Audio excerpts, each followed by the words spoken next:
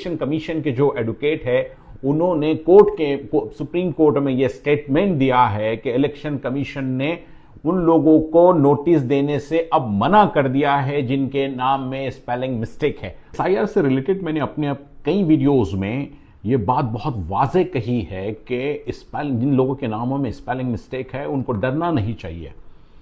उनको इस बात के लिए घबराना नहीं चाहिए कि नाम के स्पेलिंग में मिस्टेक है, इसकी वजह से उनको जो है उनकी शहरियत चले जाएगी या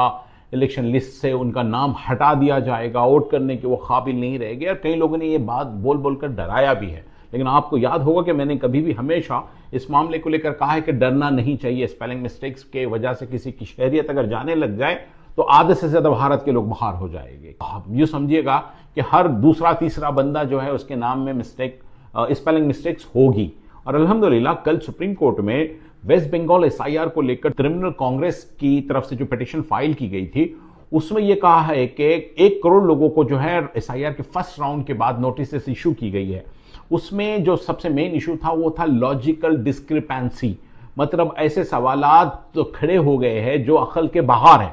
जैसा कि कुछ बच्चों की उम्र अपने माँ बाप से ज्यादा है, कुछ माँ बाप की 100 औलादे हैं, और इन लोगों को नोटिस देकर यह पूछा गया कि आप आकर बतलाइए क्यों ऐसा है। लेकिन साथ ही साथ कई लोगों को जो है नोटिस दी गई थी जिसके नामों में मिस्टेक्स हो, स्पेलिंग मिस्टेक हो। कल जब ये बात की हियरिंग हुई है कि कई लोग जो है इस बात को लेकर परेशान हैं, उस वक्त सुप्रीम कोर्ट ने कहा है कि लोगों को मजीद परेशान ना करें, ऑलरेडी लोग काफी परेशान हैं। तो उस वक्त इलेक्शन कमीशन के जो एडवोकेट है उन्होंने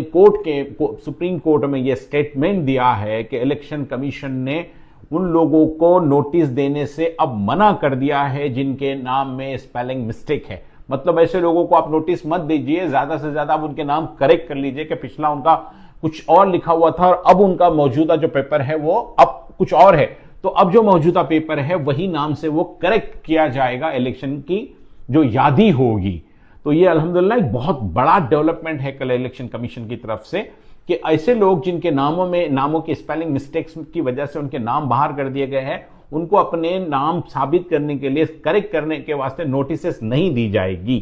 तो अल्टीमेटली जिन लोगों के नाम में स्पेलिंग मिस्टेक है वो उनको डरने की जरूरत नहीं है। अच्छे नागरिक होने के नाते जब भी मौका मिले उसको करेक्ट कर लेना चाहिए, लेकिन महज स्पेलिंग के डिफरेंस की वजह से किसी को डरना नहीं चाहिए, जो मैं एक अरसे दराज से कहते आ रहा हूं और अल्हम्दुलिल्लाह कल वही हुआ।